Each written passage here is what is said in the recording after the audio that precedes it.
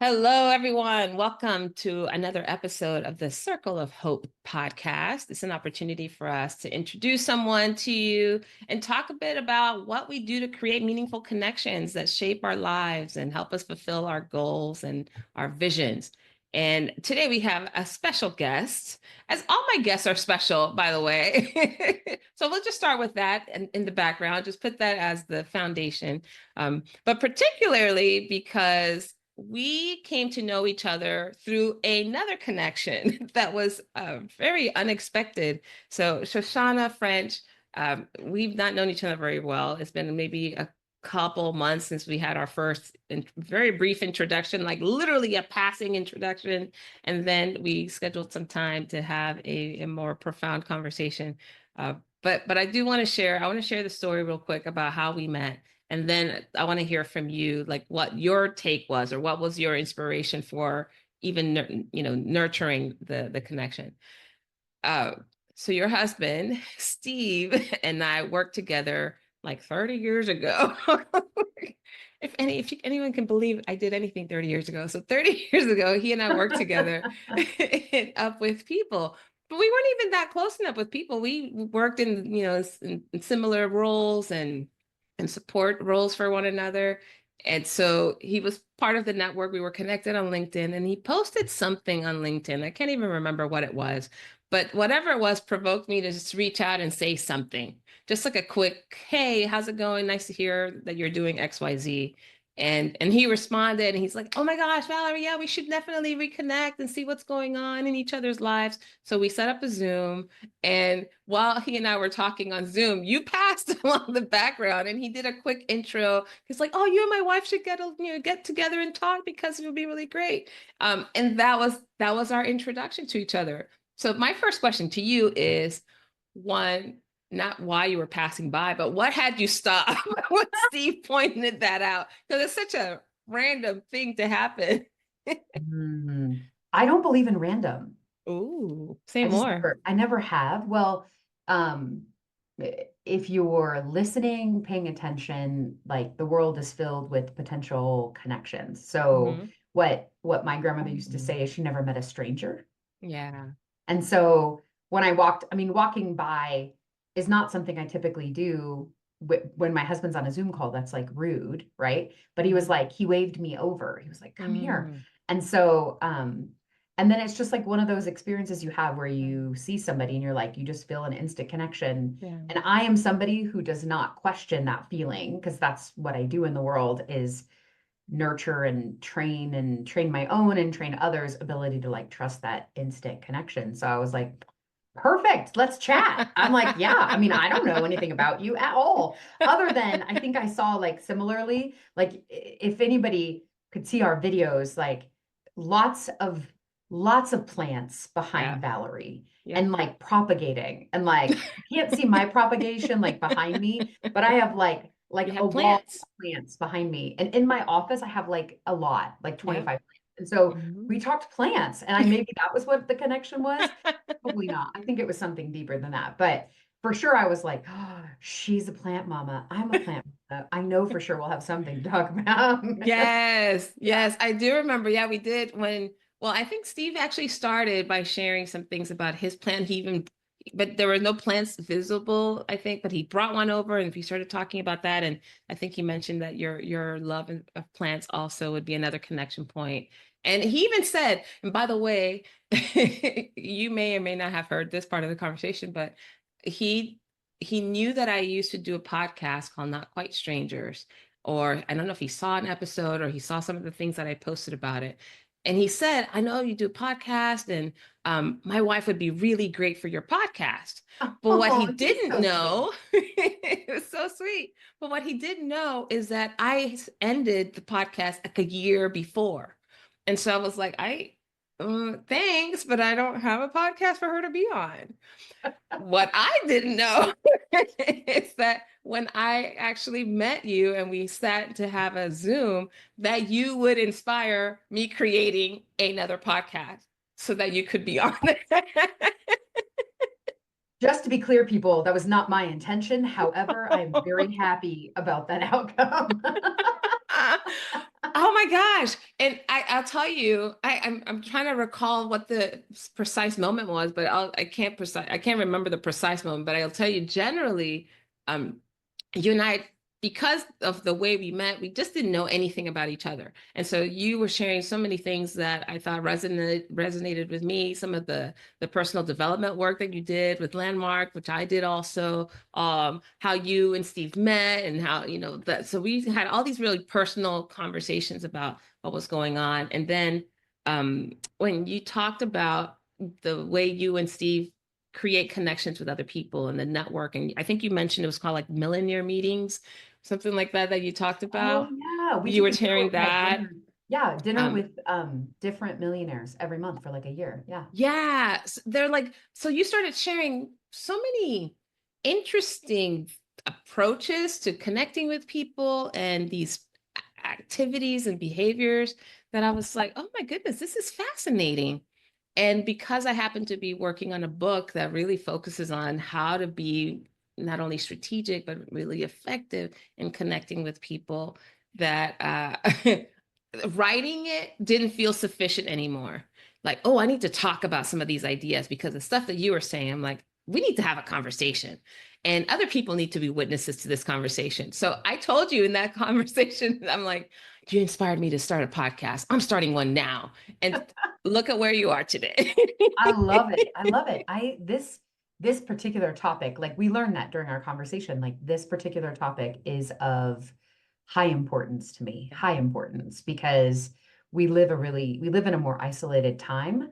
Some people don't know their neighbors, their families live out of state Yeah. or abroad or something, and people spend a lot of time by themselves. Yeah. Like there is an epidemic of loneliness, and I think it causes people to act in ways that are out of character, honestly. Mm, So when we talk about a lack of civility right now, I mean, we don't even have to talk about hate, but just civility in general. I yeah. think it's because people have gotten out of practice for how to be civil, like how to Mm, engage and what it takes to build respectful relationship with people who don't think the same as you. yeah. We're so out of practice out of it. We're just like so out of practice. And Mm, so the conversation you and I had was like what it did for me at following our conversation is it had me ask myself like some questions that were really, really good. I'm trying to remember exactly what you said, but what it sparked in my brain was almost like there's like your innermost circle. And then there's mm, like the circle outside of that. And then what's the circle outside of that? And it's okay to distinguish who are your closest people from who are your people kind of like outside of that, still really your circle, your inner circle. And then yeah. what are the connections beyond that? And then like, like, who are people that I've lost connection with that I want to have reconnection with? And who are people that I'm spending a lot of time building connection, but why am I doing that? So it just Mm, had me evaluate with some, I don't know, discernment. yeah. Why am Yeah. I spending so much time building relationship with these people?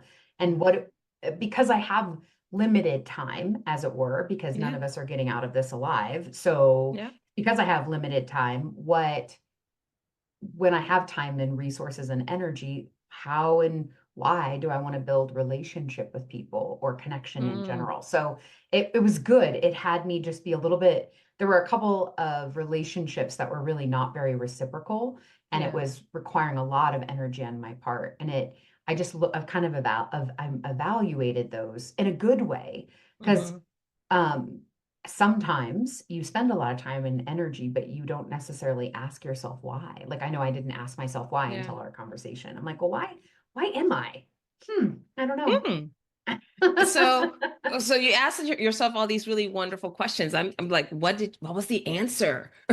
So how did you deal with this not, the relationship that wasn't very reciprocal, or what is it that inspires you to actually invest the time and effort and energy to build relationship when we are so short on time? Like, what answers did you come up with? Mm. Well, so I feel like to do that, I have to like move out like backwards 3 steps. So Good. one of the things at the start of 2024 is I recognized that mostly I would spend time with friends like at a meal, like dinner out or something like that. And while I loved that, it was not always necessary. We have a home where we can host people, and most of my friends have homes where they can host people. And I live in Denver. And for people who are not familiar with Denver, it's pretty spread out. It's not like spread out like LA, let's be real, but it is Okay. pretty spread out. So, some of my friends live 45 minutes away. So often we find a central spot. You get the idea. So I started to ask myself, like, what would be fun would be to have a game night and invite like my inner circle, and then we meet once a month. And what was kind of transpired from that is spending time with people who I'd actually never played. I love playing games, who I'd never played games with. People would bring different games. So I learned 4 new games last year that I would have never played because I had never heard of them. And it helped me get to know my people who I really love and have been friends with for, at that point, like 20 years, Wow. in a totally different context, in a different way. And life was lifing last year for a lot of people, and life was lifing. Like, it was filled with moments of joy and miracle and dumpster fires, because that's just lifing. But there was kind of this like new way of feeling community with these people who I've been friends with for 20 years. And then it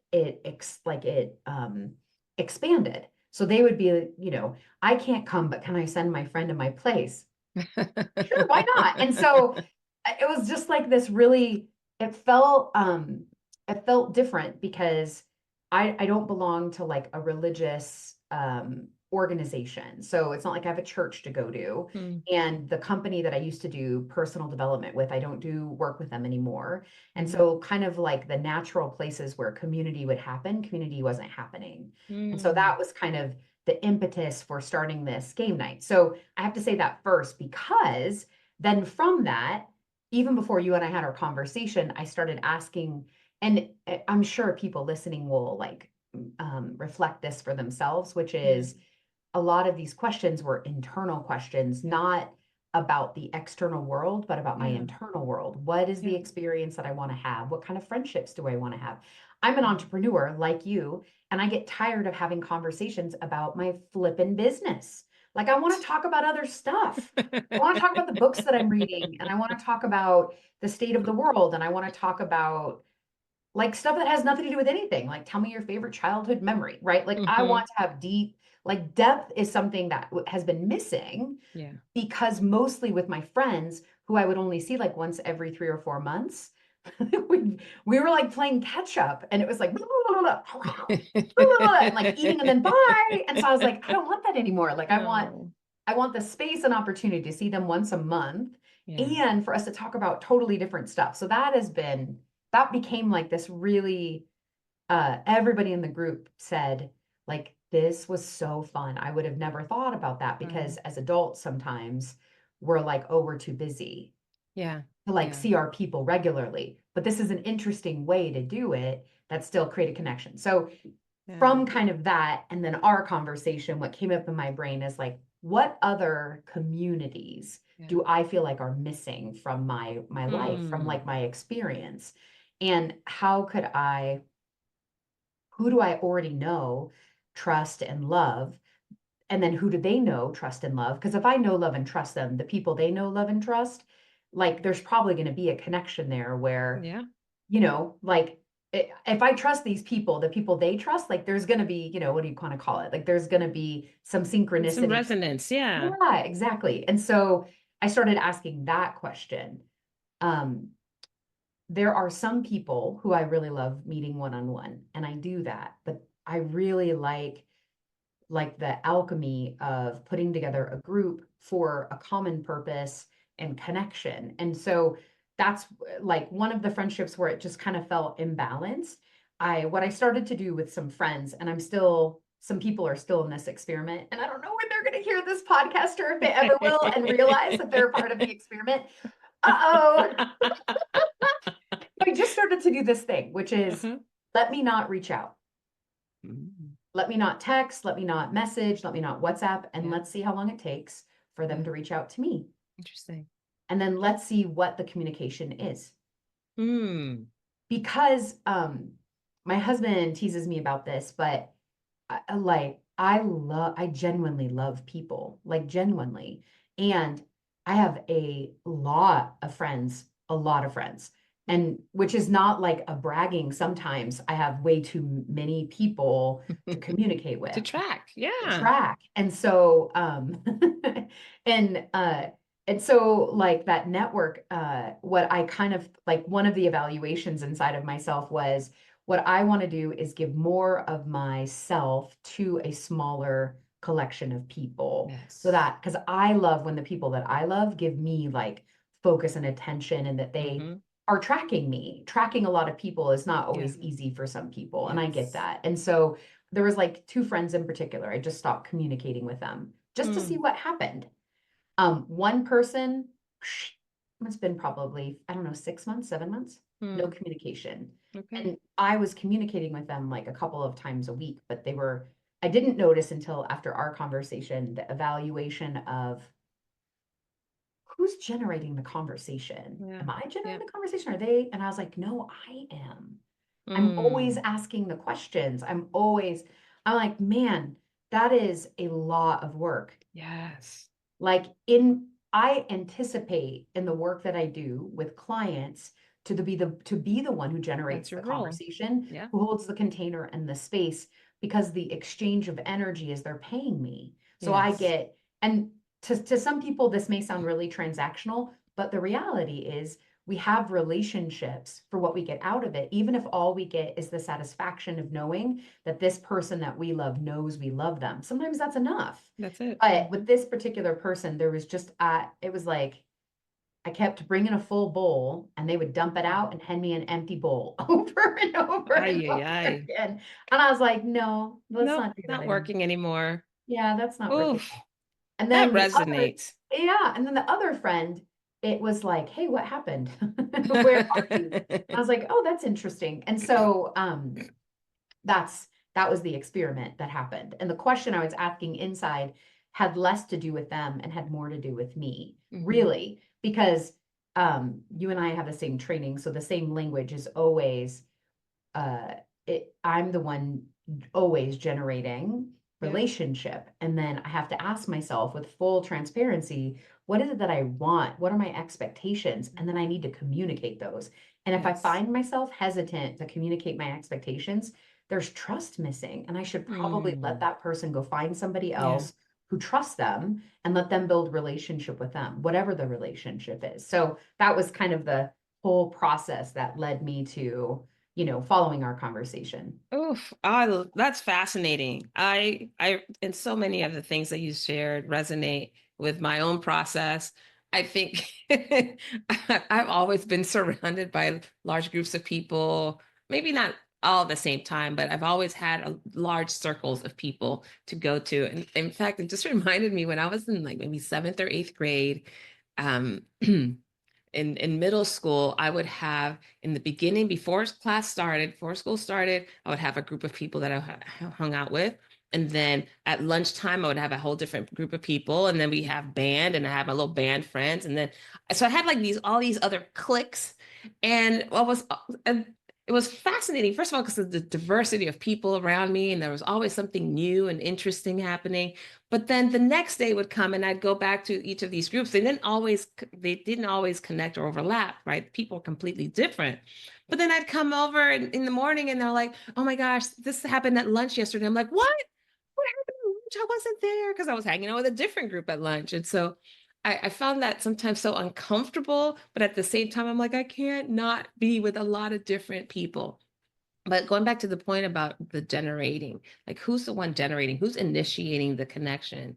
And I, over the years, have learned that, yeah, being the one that's always generating is exhausting to me. I'm good at it. It's something that I get a lot of pleasure from because the people that I have, especially when there are a lot of different people, it doesn't always feel like I'm pouring way too much into any one person or group. But there have been times when I feel like what you're saying, you hand this big bowl full of something and I mean, you get it back empty and you're like, oh my gosh, this every time, like, is this important to me? Do I need to keep doing it? But my mom, no shade to my mom. She's also very social, very loving person. But, I had in my mind for a long time, maybe up to my 20s and 30s, that because I can, I should, Mhm. right? If I had the wherewithal, if I had the interest, if I had the idea, that I should be the one to generate it. And that was kind of the model that I used for a long time to keep relationships going. And sometimes, even romantic relationships, poor guys are like, Valerie, I don't like you like that. But I'm like, I'm generating. Hey, you should know. That didn't always work out for me. But as I've gone to my menopausal years, I'll just say it, right? 40s somethings. And now I start to see that I don't have that kind of energy anymore. Mhm. And not just energy because of the physical tax, but mental, emotional. I'm much more calm, much more grounded in who I am and what I can and cannot do and what I should and shouldn't do, what feels good. So I'm tuning in more, like you said, it's a more internal tuning in. I'm like, is this a lean forward moment or is it a lean back and wait? Is it a lean to the other side and go someplace else? So it resonates so much, this process that you've mentioned. In fact, I have a birthday coming up, and the when I turned 50, a couple years ago, I remember people was, oh my gosh, are you gonna do something big? Are you gonna like, celebrate? And I'm like, I don't feel like generating that much to plan something for everyone else. But I realized that my two love languages are quality time and words of affirmation. And so what I did is I posted on social media, and I also sent out a message to my closer friends and family members saying, hey, 50 dates with me. You get 50 birth Brilliant. dates. So anyone that wanted to spend quality time with me could either do it virtually. So I did some Zoom dates. I could do it in person. We could just, or if they didn't really feel like that was the level of relationship or energy they wanted, words of affirmation, what impact had I had on their life? And I even sent them a list of activities that I could do virtually or in person. And it was so much fun. That It was sounds fun. so cool. People were like, and I sent the link, a calendar link. I mean, I generated a little bit. I'm like, here's a calendar link, how you can book time with me. And I did everything from, oh my gosh, a friend of mine curated a list of a playlist for me of music, and we listened and shared stories about why that the music, made a difference for me. Went to like a fancy restaurant with another friend, did a massage, another group. It was just so cool. And for this year, I can also see that same spirit coming up. Maybe not the same 50 dates, but you're talking about going out and having a lunch or a meal, and like it doesn't always have to be a meal. So I'm Mhm. thinking now that there's a group of us. I play tennis with this group of ladies, and we do get together and have wonderful meals and stuff. But I'm like, let's go do a sound bath. So we're gonna go do a sound bath together, and we're Fun. planning on when and how we're gonna get that, organized. And then there's another group of people. I'm like, oh, actually, I'd love to do like a progressive meal. Progressive. You get an appetizer one place, you go to the main meal in another place, and the dessert in another spot. And I'm like, and a place where we can walk and we can just take our time. And so, yeah, Progress. just mixing it up, Shoshana, mixing it up. Yeah, really. And I will say that I had this experience last week. I had two kind of different connections with friends, and one is she used to work in DC as like a consultant or whatever. Like she said, it's a DC thing. It's like everybody's a consultant. Like, what kind of consultant are you? Whatever. So, but now she's not. She moved herself. This is related. She moved herself from DC to Waxahachie, Mm, Texas. And she did that because in DC, she said the primary conversations that you would be having is what do you do mm, and who do you work with? mm, And she just got tired of it. She got mm. tired of that was the like the default Yeah. conversations. And so when she moved to Waxahachie, she laughed a lot because the primary conversations as a woman of a certain age who was not married nor had children would be, darling, what church you go to? Are you single? Where are you living? Hmm. Been to the whatever restaurant they have. It's a really good taco place that she told me about. Or there's like a boot store. Have you Mhm. been to the Boots and Britches? It's really, and she said that was like the conversation. She said we could be talking. She's like, I could be literally, you know, chewing the fat with somebody for 30 minutes and they'd never once ask me what I do for a What you living. did. She was like, it was a delight. She's like, but it took some time to like have her nervous system like Yeah. unwind from that because she was like kind of waiting because she was in a time of Yeah. reinvention. And so I'm aware as an entrepreneur that Yeah. it feels like you could be in a mindset all the time of, okay, how can I leverage this conversation and like, but probably, I don't know, it must have been 4 or 5 years ago, it must have been during COVID. Hmm. A collaborator and I did a whole bunch of really, really low cost, get people out of their head and connected to community. We called them Mindset Magic. And it was just little short, like 1 hour, once a week kind of classes. And we did a whole bunch of different topics. Yeah. And we had 30 to 50 people on there, totally different, diverse group people. And what it did is it just had me recognize that uh, I wanted to be engaged in conversations that were stimulating, like Yes. intellectually stimulating. Yes. So, part of that is looking for classes for me and just finding classes and learning Mm. new things. Sometimes it's engaging less online and finding a way to engage in real time, even Yes. with people who don't live locally. Like, okay, how can we do a Zoom or like, oh my gosh, my husband teases me because I find people phone calling me without letting me know that they're phone calling me to be extremely intrusive.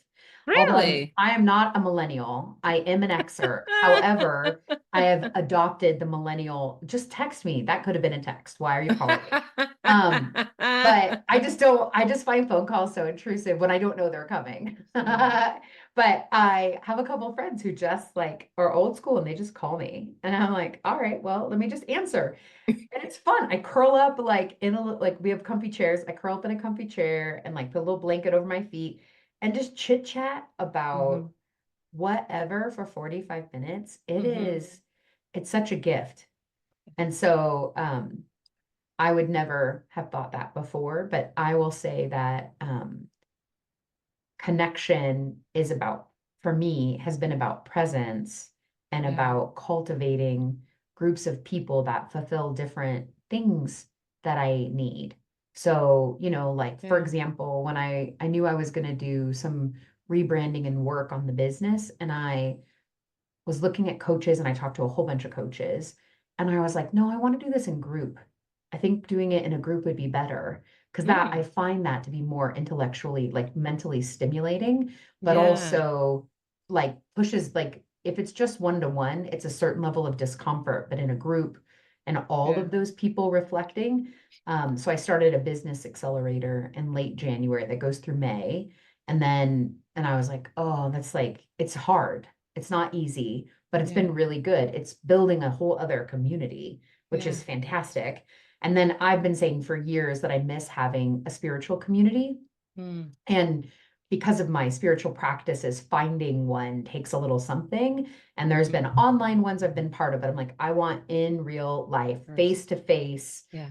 people in a circle, and not just like going to events, but like an actual community. And so Yeah. we just had our first gathering last Saturday, which Of was, the spiritual community? yeah, yeah. Oh, how I did got you? together, I got Yeah. together with a client and just said, what do you think about having like a manifestation circle?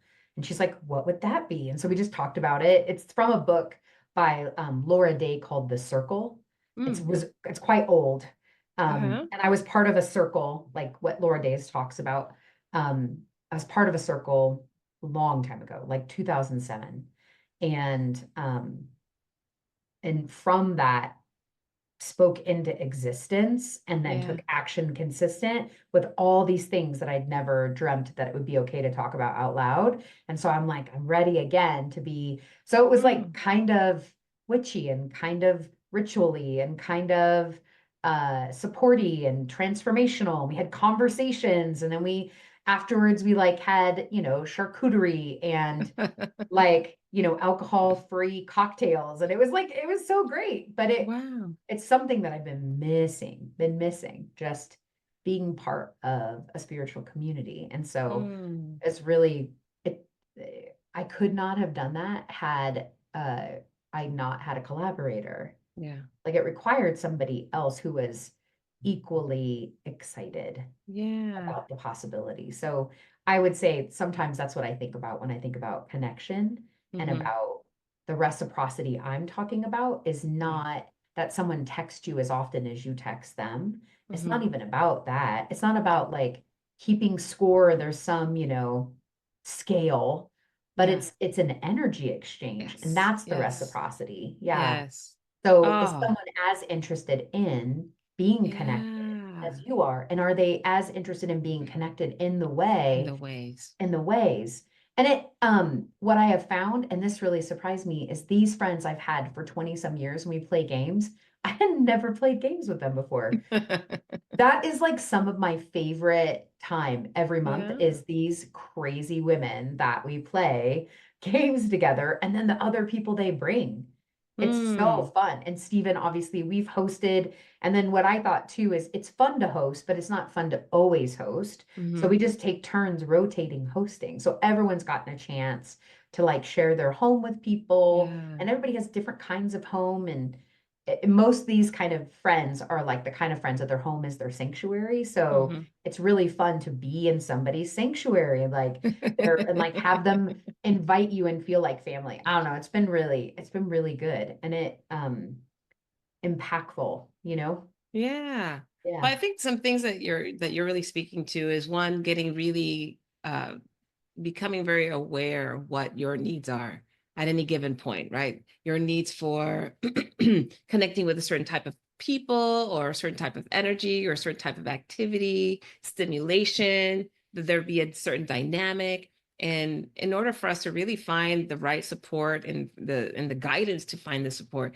it really does, a lot of it falls on us to be clear, or at least begin the process of getting clear about what it is that we want and need. And then it sounds like you communicating with it with somebody. Like, how did you know that this client that you were working with would be a person that would also have interest in this manifestation circle? Like, what teed that off? Um, I think we were talking we have lots of like we always start our she's my only client who comes in person Mm-hmm. because she loves sitting in my office. She's like, I love your office. It's not really an office design. There's like not even really a comfortable chair, but she doesn't care. She's like, I want to be with you in person. She's like, that's Yeah. what makes me happy. I'm like, cool. As long as you get that, like, my office is not, it's small. It's not really set up for clients. She's like, don't care. So every time before we start the official session, we always just kind of have like a dialogue about how are you and what's happening. And I Yeah. was telling her about working with this healer. And she was like, tell me more about this healer. So I was sharing with her kind of what this healer and I are doing. And then she said, oh, she's like, have you ever been part of like a healing circle? And I said, Mm-hmm. yeah, I've been part of a lot of healing circles. I said they were called different names. And so I shared with her some of that. And I said, it's been a while since I've been in one because the ones that work really well, they disband because Mm. their purpose is fulfilled. And Yeah. then people go on to what's next. I said, but like a new one hasn't coalesced yet. And she's like, well, what would that look like? And so she and I together kind of generated the conversation. And then we talked about it probably for 4 months because it wasn't immediately apparent Yeah. how that would happen or what our commitment was. We're both pretty busy people. And so our bandwidth is like Yeah. somewhat limited. And then it just after 4 months, before she left my office the last time, this was like a month ago, she was like, take out your calendar immediately. She was like, let's choose a date. She was like, Yeah. and I don't want to do more than 8 people. So you get to choose three. I'll choose three. And then I want to host. And I was like, done. And All so it was right. like this really, yeah, that is what I mean by generating, Yeah. like she was as excited about the idea as I was. I do want to say, like, as an aside, which is the inner work, especially for women, really culturally Mm. speaking, especially in Western culture. Uh, Um, well, maybe it's all cultures. I don't know. We do live in, a dominant culture narrative, which mhm. is more masculine, but women are often trained to not really be tapped into what they need, but to be more tapped into what others need. Others. Yeah. Yeah, which is often while I'm tracking, 60 people at any given moment, not even clients. And so anyway, the what I want to say was one of the healing journeys of the last 5 years since I did that group thing during COVID was to just start wondering and asking myself, hmm, what do I need? What does bring joy?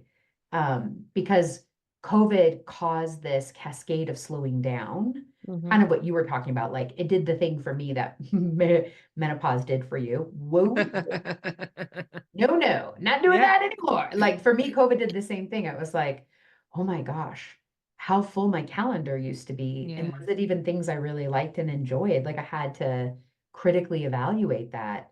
I had a lot of time to think during COVID, which was not a bad thing. So kind of the journey of the last 5 years has been asking that question. Well, what are my needs? And where do I not communicate it and then have upset because my expectations Are not are being a met. bit dashed? Yeah. And so that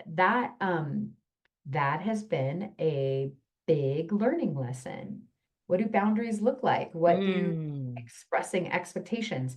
And what I have found is that because especially all these women in my world, they suck at it too. So, and like, we're very, very permeable in our boundaries. We're like, oh, but you're having a bad day. I'm like, I have no bandwidth to Yeah. actually get on the phone with you and listen to your bad day. And I know that you need support, but I need to communicate that I don't have the Not. bandwidth. Because then you'll move on to the next person on the phone tree. Do you know what I mean? Oof. Like, Yes. and because like I know it's hard to ask, but when people, so it's been a real like exploration of what is community? How do I build community? How do I build community with people who are different? Yes. That takes something. How do I express my needs? How do I be in the space of curiosity to invite others to express theirs? And then if what we discover is that my needs and their needs don't match, then what do we choose? Yeah. Because that happens a lot. Like for some people, like I have like one of my very best friends, her needs are to have the freedom to never respond to your messages. You think I'm joking, but I'm not. Really? She's the kind of person that when you're in front of her, you have her undivided attention. It's Okay. extraordinary. Her level and depth of listening is amazing. And when she's in the space with bandwidth to communicate, she's really great. But quite often, because of her anxiety, she has almost no bandwidth to communicate. And Okay. one of her requirements in friendship is that you recognize that's it and you are not allowed to make her wrong. And if it doesn't work for you, she's like, I love you and I'll set you free. And you are not allowed to make me wrong if you're going to be friends with me. And so Wow. her like just watching her model that, Yeah. because in the beginning I was like, that is totally selfish, really rude, and like so A lot of entitled. making wrong. Oh my gosh, what? Yeah. I was like, that's so entitled. What the heck? And it trained me to go, what would it be like to actually even half that much just Mhm. say what needs are? So often when I meet brand new people, I often just say, what is your like what outcome do you want from this conversation? Like even inside Interesting. of business things, like Yeah. when I meet people in networking groups, what outcome would be ideal for you in this conversation? Huh. And that often is a good opportunity for them to say something that like um, clues me in that their desired outcome and my desired outcome are a May mismatch. not be much. Yeah. Yes. And that is so helpful. Yeah. That is so like so helpful. Yeah. Because then when they ask me the same question, I laugh almost always and I go, it's slightly different than yours. And they were like, oh, really? I'm like, yes. Like Ah, I am not without network. Like yeah. I mean, 20 years in business, participated in a transformational education company for 12 years. My husband worked for a large, huge network inside of Up With People. He worked for the Olympics. He's worked for city government. Like between the Mhm. two of us, vast numbers of people. When we got Yeah. married, we had 250 people at our wedding. And that was like because we shaved it down. Yeah. And like that's just who we are with people. So like for me, often connection is about connection. It's Yeah. not about leveraging network. Oh, Though if yeah. I meet someone and it's such a strong connection, I go, oh my gosh, I would love to introduce you to, and I almost always have people I want to introduce them to. Yeah. But if I find that we're not on the same page and connection, like it's on me to like address that. And Mhm. that is not what I was trained to do. I was trained as a people pleaser. So it Just be takes nice, something. just kind and polite. Yeah. That polite thing has Boo. just, I mean, talk about, without dinner first, not good. Not fun. Is not good. I think especially, you were talking about in the context of building business relationships, and the transaction of business relationships is just going to a networking event. I'm an extroverted person. I love talking to people. But I want an important and meaningful conversation. I'm not just there to, like your friend was saying, if you're only talking about what do you do and who do you work for, I'm like, ugh. Yeah. But I remember kind of making I've trained myself to know how to initiate conversations that are interesting to me, right? It is Smart. very What does self-serving that look in a like though? What way. does that look like? I'm so curious. Yeah, so that would look like I'll tell you the example of a speed dating event. So I went to a speed dating event, I went to several, and I went to one with a friend of mine. And and the way speed dating works is that you have these little cocktail rounds, and the women will usually stand at or sit at each of the rounds, and then they'll bring the guys and they'll come to each of the tables. And then after like 7 minutes, they get up and they move. The girl stays in the same spot. So here I am sitting in a cocktail round. My friend who'd come with me was sitting at the one next to me. So we were seeing the guys right back to back, right? So I remember I went into this saying, I look, the likelihood that I'm going to find the love of my life in this is very low, but I want to have fun. I want to connect with people. I want to have joy, right? I want this to be I want my curiosity to be piqued. And so here come the guys, and one in particular, I remember, the typical, so how's your weekend? This was like a Saturday evening or something. It's like, how's your weekend? Pretty standard, average garden variety question. And I'm like, yeah, actually, it was pretty good. I was dog sitting. I'd been dog sitting for a friend, and he's like, oh, dog sitting, what kind of dog? And I mentioned, oh, it's a little poodle, and he's like, "Oh wow, I've always loved German shepherds, and I just got one a couple weekends ago, and I've always had it on my vision board." So he starts talking so animatedly about this German shepherd that he got, and I'm like, "Where'd you get a German shepherd? I love German shepherds too." He's like, "Oh well, my ex-wife gave it to me," and I'm like, "Your ex-wife? How did that work?" And all of a sudden, he's like telling me this whole story, and then ding, the bell rings, and I'm like, "Oh my gosh, it was so good to meet you." So he moves on, and then this other guy comes through, and um, and this one seemed a little bit more serious, a little bit more reserved, it seemed. And and so, he started, so why'd you come to this speed dating thing? Again, just really benign kind of transactional question. And I was like, well, I'm here with a friend. I thought it would be fun just to meet new people and get practice and just connecting very quickly and moving, moving through. And I said, what about you? He said, oh, I'm just trying to get out more, do more things.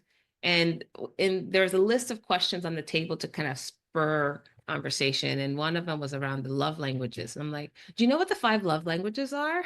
I just went straight for it. And he's Doing a like, speed dating. Okay, you have it's all my respect. That's so good. Speedy. Hey, like, do you know what they are? He's like, yeah, I think I've heard of them. And I'm like, okay, it's quality time, it's words of affirmation, it's gifts and whatever, right? I'm like, which one of those is your favorite? And he said, quality time. I'm like, me too. So why quality time though? And he says, well, my wife and my son both passed away from drug overdoses several years ago.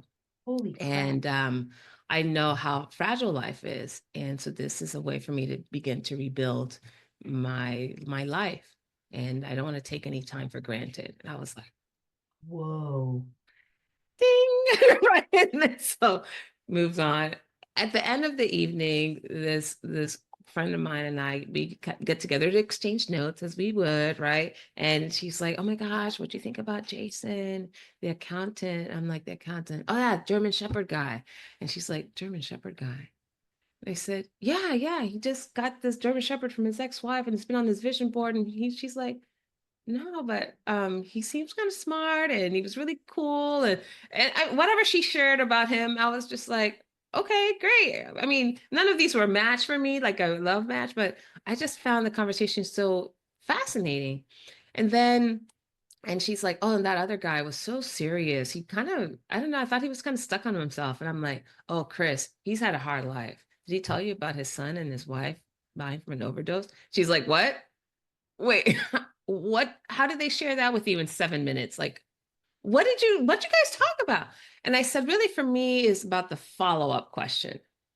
So whatever, and so here's a pro tip, right? So the way to get into these conversations and not make it so transactional for me is to always focus on the follow-up. Even if they ask, like, what do you do for work?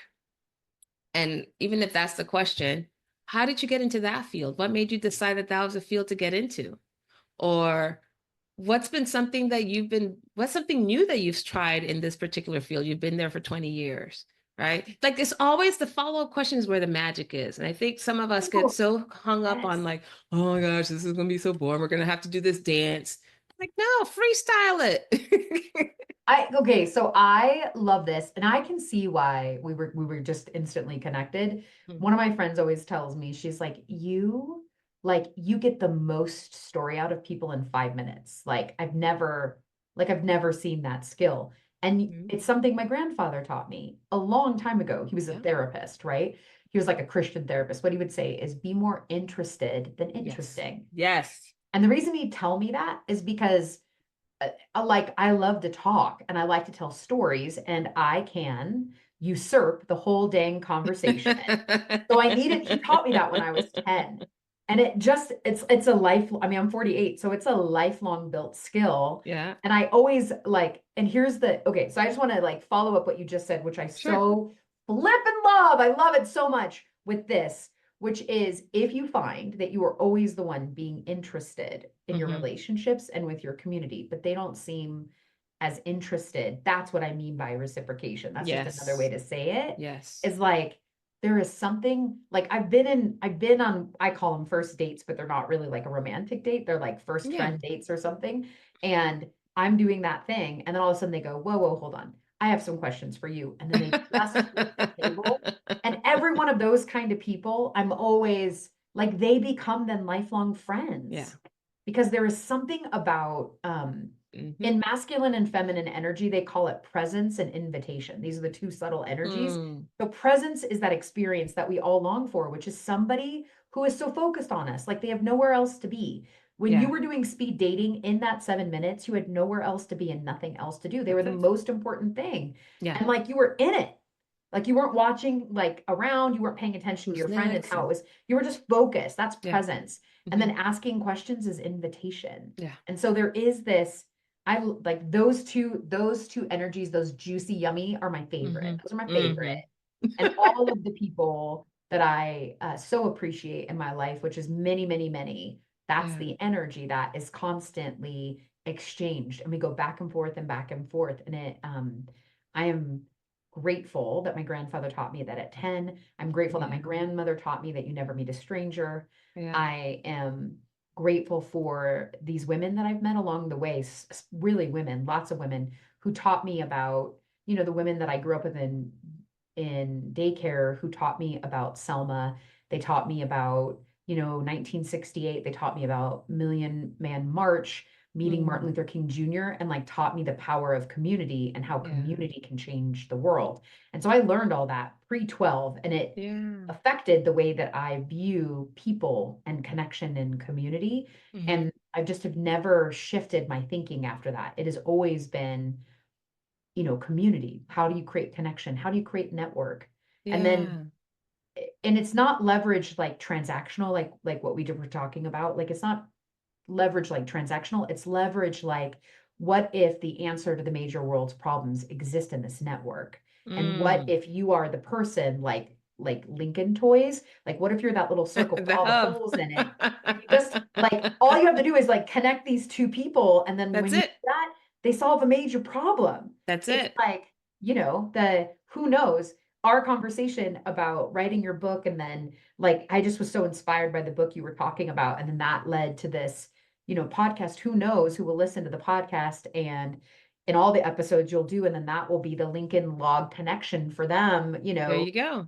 for Tinker Toy, that's what it is. The Tinker Toy Tinker Toys, then yes. launches them onto what's possible. And that's the piece about connection that is so, it's in the unseen, Mm, yes, but it requires that click, like it requires yeah.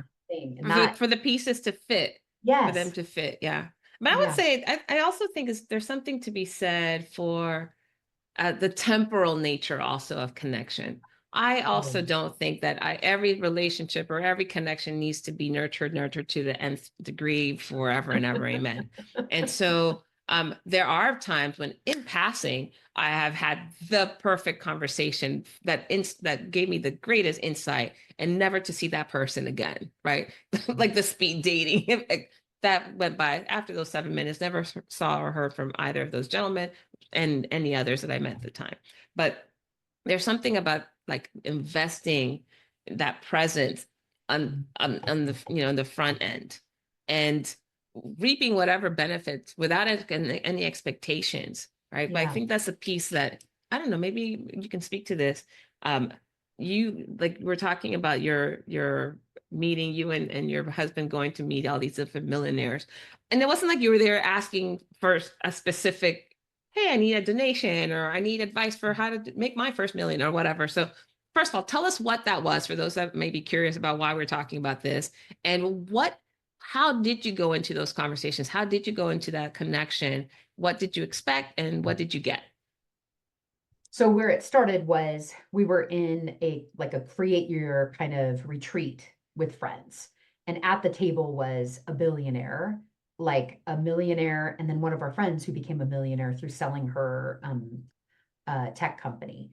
And we were asking some questions about something. And what they were saying to us, what we just realized is that the way they think about um, value, money, the way they think about assets, the way they view business was really different than us. And we figured that there may have been even more than that. Like if we had had the opportunity to just talk with them one on one. And so it sparked this curiosity that my husband's, and you call him Steve. He used to go by Steve then, but he goes by Steven now when I met him. Oh, So like it's all the same. So I'm going to say Steven because otherwise my Steven. brain like Fair. Steve is my brother-in-law, his sister's husband. So Steven.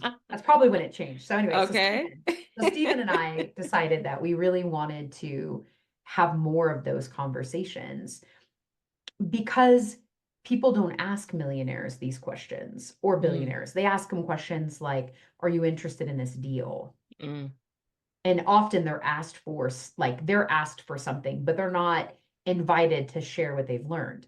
And yeah. so it was something, it wasn't every single month, but for like a whole year, it's back in 2017, we would have dinner with some of them were our friends who we happened to know were wealthy and we wanted to ask questions.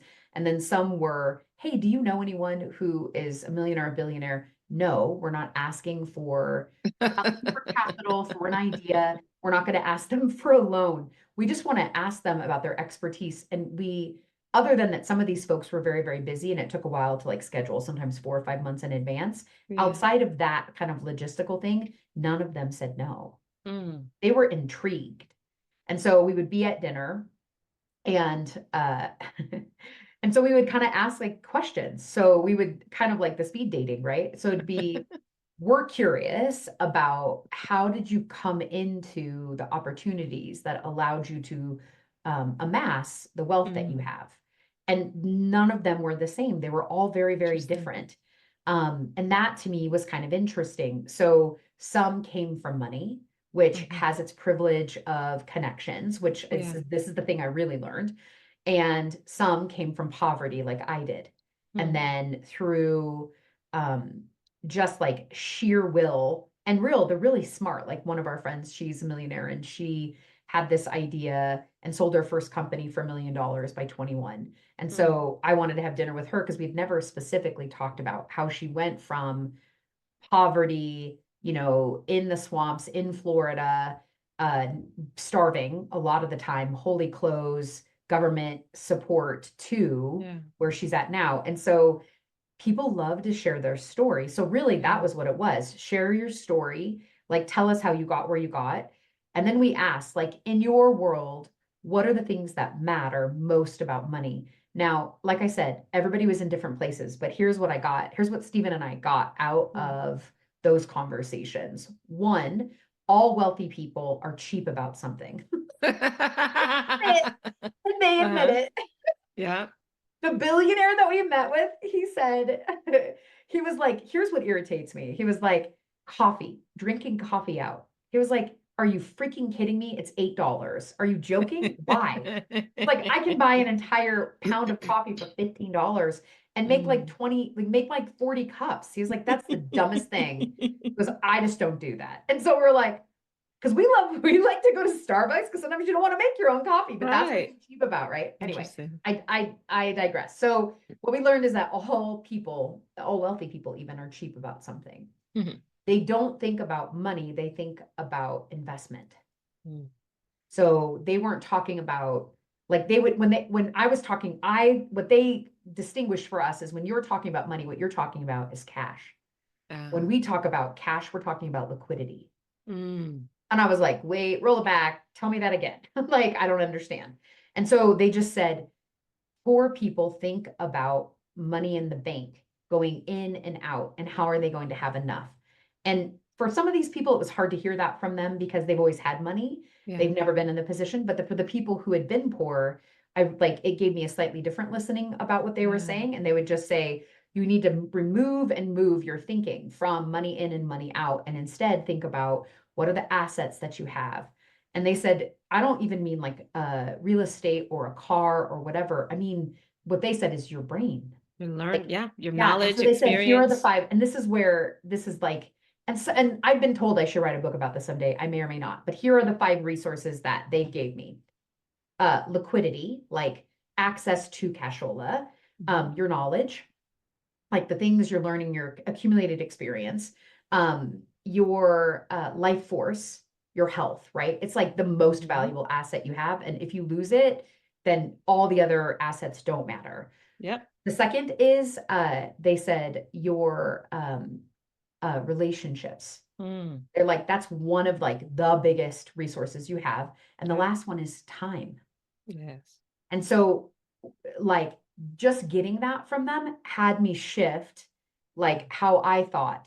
Because a lot Mhm. of people that we met, what they would say is some things are worth my time because I get that my time has worth to it. Mhm. So I can always exchange one of those resources for another. Like if I give time and energy to a relationship and that relationship is not reciprocal, that means that I'm basically flushing my time down the toilet. And I Mm. don't like to waste my money. I don't like to Yeah. waste Yeah.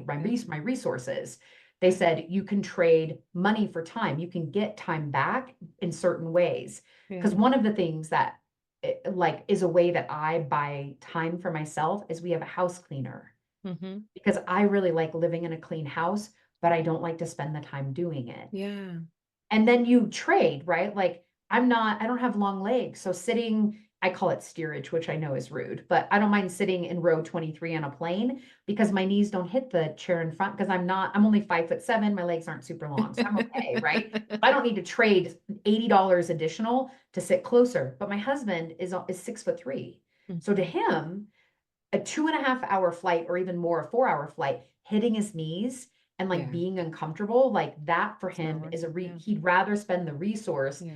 than sitting that resource of discomfort and life force of being uncomfortable for The 4 hours. force. So Yes. anyway, that's kind of how it came to be, was from this. What we really wanted to get out of it was to dig in a bit more and like excavate, what are they like, where are they thinking from, Mhm. and then what could we glean that fits where we are, because we're not like, we were not in this one person's world where he had sold the company his father and grandfather had started for $1.25 billion, right? Like Mm. we're not there. Yeah. However, he had a lot of wisdom. He Yeah. said, a lot of poor people dress really nice. He said, Hmm. so because do not assume just because someone's wearing a Hermes scarf or carrying a bag or driving like a Mercedes, Benz, Yep. whatever. He said people often live above their means Yeah. because they want to look like they can't, like they're, and so it was fascinating. And it shifted how we thought about. So I would say like an example of what we got out of it is when we went to buy a house in 2020, we bought Mhm. more house than we needed. Mm. And we bought it in a neighborhood that Stephen and I had researched that in 20 years would be the second downtown. Like they're building a Ah, downtown in Aurora, and we bought it within that area. Since we investment. bought the house, the value of the house has gone up $300,000. So we Mm. wouldn't be able to afford this house right now if we were Yeah, going to buy it. yeah. But we've been able to leverage the value to refinish the basement. We now have a tenant in there. And so it's Mm. like that was a thing I learned from them. They said, Yeah, look at the assets that you have. And I would have never thought about things from that viewpoint because like, like that's the whole point of having connections with people. Like yeah, the guy saying he lost his wife and son, to hear from someone like that, both I've got to get out and I don't want to yeah, waste time. Like, yeah. oh, wow. But also that someone has so much courage is like that's Hmm. something that changes you in the moment. It has you ask yourself, like, where am I Absolutely. not being courageous and where could I Yeah, live life more fully and not waste time? yes. That is just as impactful as these conversations were in shifting how I was viewing life. And that for me, Mm. that's why we did it. We did it, Yeah. I think, and then also selfishly, we're like, I wonder if there's like any pearls of wisdom that will help us get wealthy. Yeah. Well, I think what you're saying, Shoshana, that's really impactful is one is when we are clear about what it is that we want and need and find an aligned way, right? It could be creative, it could be boring, but it's something that aligns with you. Yeah. And then you can also share that desire with other people. You may not have known all the millionaires and billionaires, but you know other people who might make those Yeah. introductions for you. Being really clear about what the ask is, being transparent with them about what it is and what it isn't. And then the willingness, that's really what I'm hearing is your willingness to one listen and ask questions because I think, and regardless of what the topic is, whether we're asking for advice around a business, whether we're asking for parenting advice about health and well-being, whatever the thing is, the willingness for us to one just share, this is what I'm up to, here's what I'm kind of playing with, or here's what I'm thinking about, or here's where I'm stuck. Um, who do you know that may have some different approaches or interesting points of view? And then also the willingness to listen to whatever they say, whether we choose to use the advice or the insights or not, whether or not it matches up with our values or not. But I think the willingness is certainly there. And I think we miss out so much. And that's one of my call it a pet peeve because I'm such a naturally curious person anyway that I just want to know, even though it may have no bearing whatsoever on my choices in the future. But when I hear other people have a lack of desire to know or ask, nah, I'm not interested in that. I don't even, that person doesn't have anything to offer, I'm sure. Without actually having a conversation, like you don't even know. If you look underneath the hood, you might find, right? That's one of the pet peeves that I have about people wanting to connect, or it's the transaction of, well, you have a job. Tell me about your job. I'm like, you got to earn some of this stuff, right? You got to earn the trust to have this conversation. And I work with some young people who are college ready in a college readiness program, and they're from 7th to 12th grade, and they learn all kinds of things like interview school skills and networking, and how to apply for grants and scholarships, etc.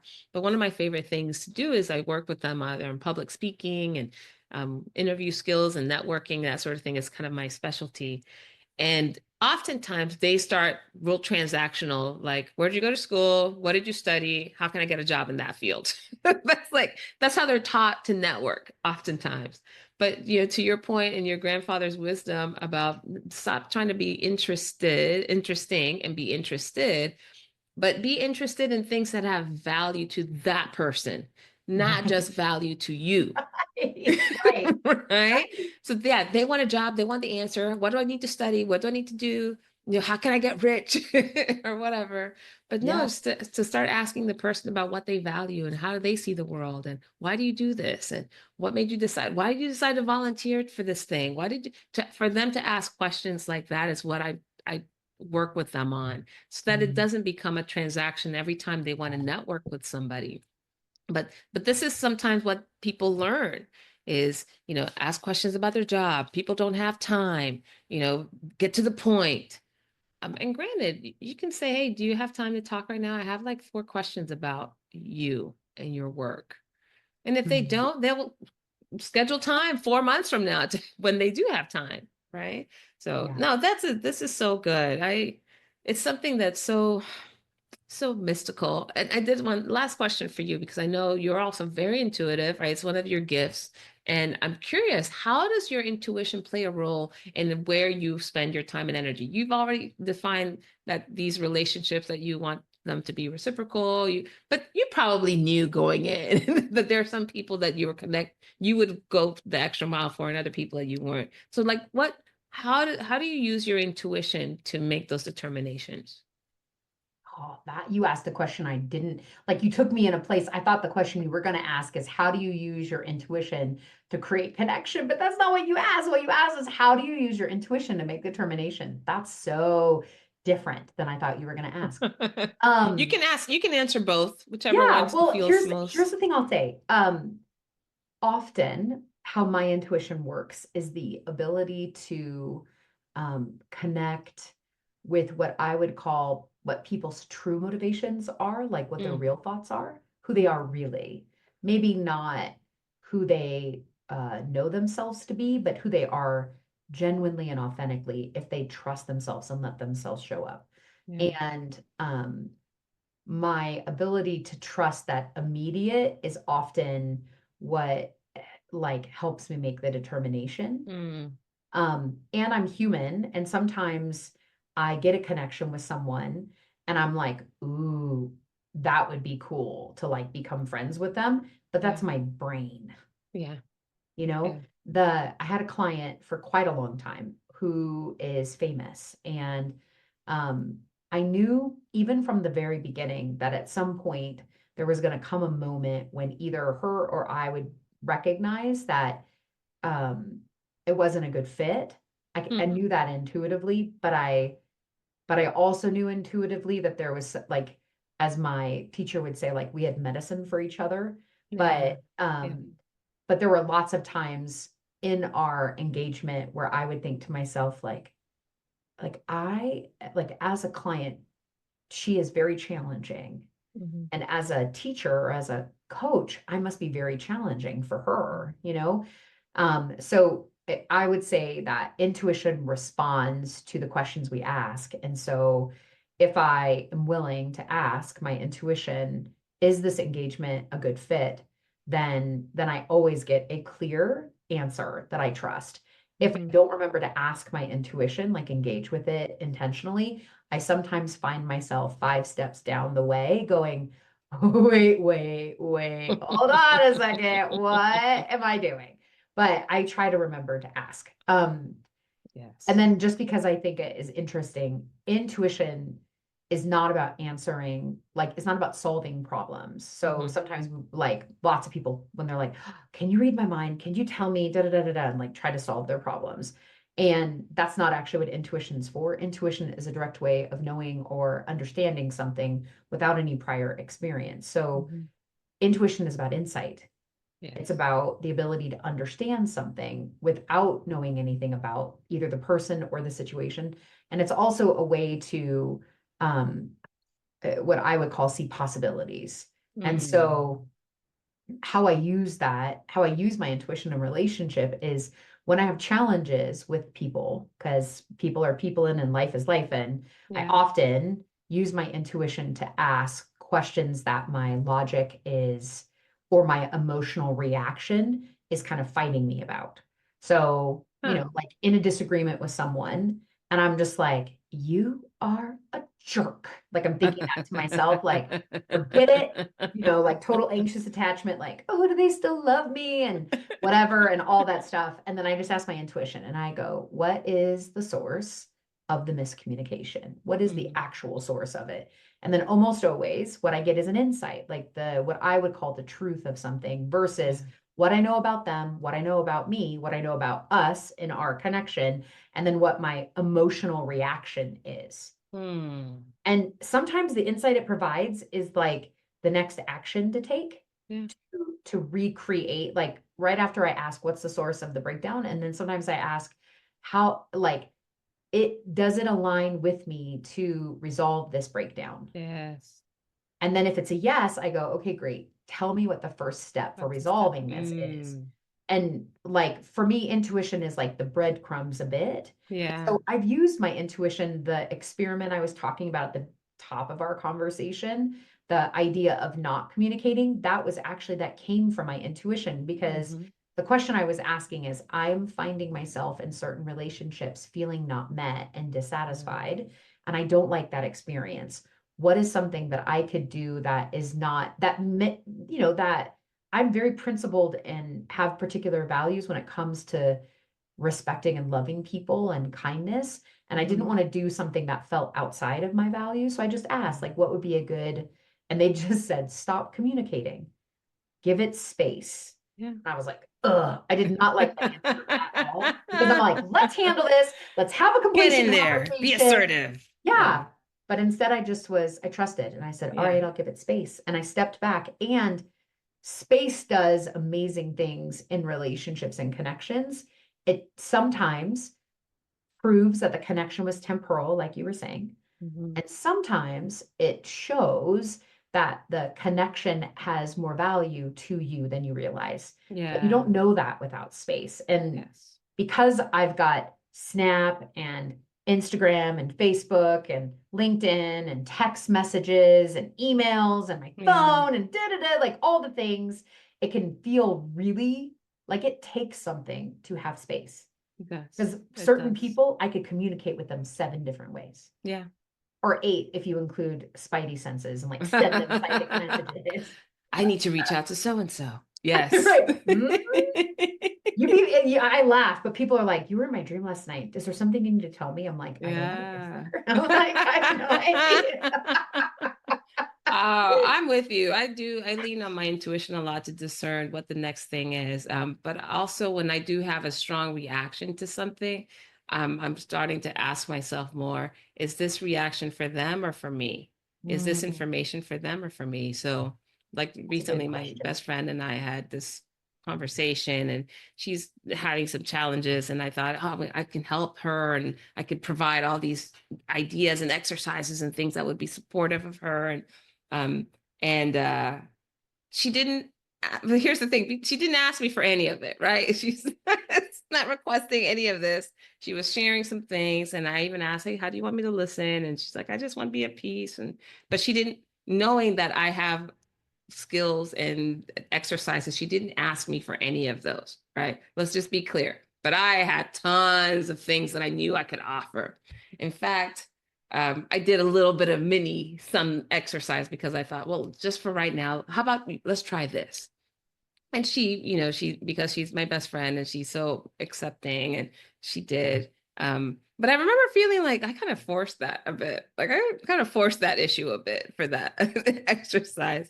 And when I went home, I happened to be listening to a podcast, and in the podcast it said, gave some advice. I'm like, oh, this person, if you're having some challenges in this area of your life, that you should pray for that person for 5 minutes every day for a month, and then you'll notice something transform. And I'm just like, oh my gosh, maybe it's that simple. She should be praying about this thing.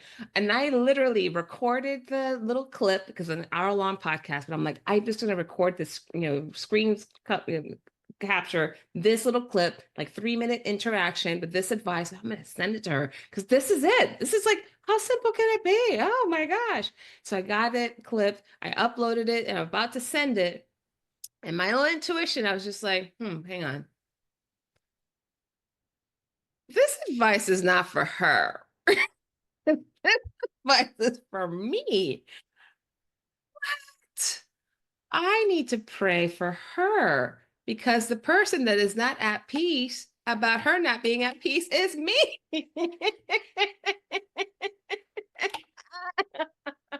Oh my gosh. It was fascinating, but I just got it in that moment. I'm like, oh, okay, if I want peace of mind about her, it's not in my hands to resolve it. She's not requested it from me. So it doesn't have to come from me. and it can come from another source. And, she's a Christian. And so she can pray however she wants to pray. I'm a Christian as well. And I can pray in the way that I pray and just see what happens, and it's out of my hands. And if I'm led to do something more, she will either request it or it will be the moment in time, and I'll offer something that she will willingly accept. And yeah, it was just so fascinating. I think, to your point, our intuition can give us so much information. And the key though is just, and we all have a level of intuitive awareness, however strong or however weak it might be. But I do think it starts with always asking ourselves first, right? Asking it first. So, oh man, Shoshanna, we could talk about so many things. It Really has could. been woo, a wondrous conversation. Curious, what, if anything, are you leaving this conversation with? Two things. One, I wrote myself a note to sit down because it came through so loud and strong. I'm like, oh, what if I just wrote down what I learned, not as a book that I sell, but like as an offering for people, what I learned from talking to millionaires and the 5 resources, because it's been so valuable for me to, to balance that. So I came out of like, oh, that is okay. I heard that out loud. I heard me say the words and then I felt that feeling. So that for sure that.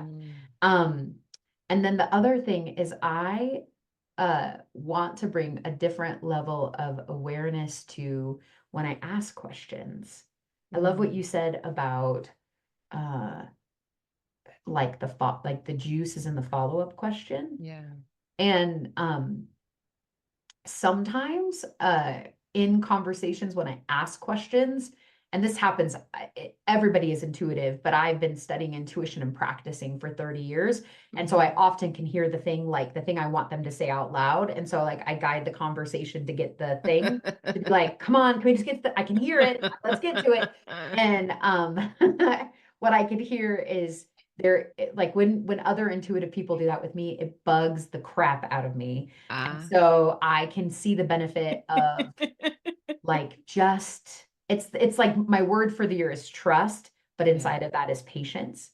Like that was something I released over the weekend at the circle that I was in on a bay leaf. I wrote impatience because it is something I've dealt with my whole life. And so I can see that just practicing patience, like in the exhale, asking the question and just sinking in. You said this thing. So like, this is part of where it came from. You said, sometimes there is leaning in, sometimes there's like, leaning back, and sometimes there's leaning to the right and leaving. And so I'm like, just can I lean in those moments, ask questions and relax and let people just take us on this journey? Or can I lean back when I can just tell that like this connection is not like in the moment for whatever reason, whether it's like not the right time or whatever, or can I trust that feeling like exit stage left, time to go? That's what I got out of this conversation. So cool. Oh, thank you so much. This was so great. Again, you were the impetus for me starting to have these conversations again, because it is both an art and a science to connect with people in ways that are meaningful and to support whatever it is we're up to in life, right? That's usually the reason we connect, whether it's for emotional, psychological support, or is something more tangible, like, hey, I need a hand in doing this, or I need a resource to help me move on to the next thing. And but for us to really be mindful about how we're approaching it, and that it be in alignment with what we value and how to value others. So this was awesome. I so appreciate your time, your investment of time and life force and knowledge. We didn't touch the liquidity, but but relationship is certainly building here. Yes, So definitely. thank you. Thanks, Valerie. Bye. So hope you tune back in for that. And for now, have a wonderful rest of the day, everybody. Thanks for joining me on this episode of The Circle of Hope. Don't forget to subscribe, follow, and share with someone in your circle. And if you're curious about the upcoming book, visit valeriehope.com for updates and extras. Until then, stay connected.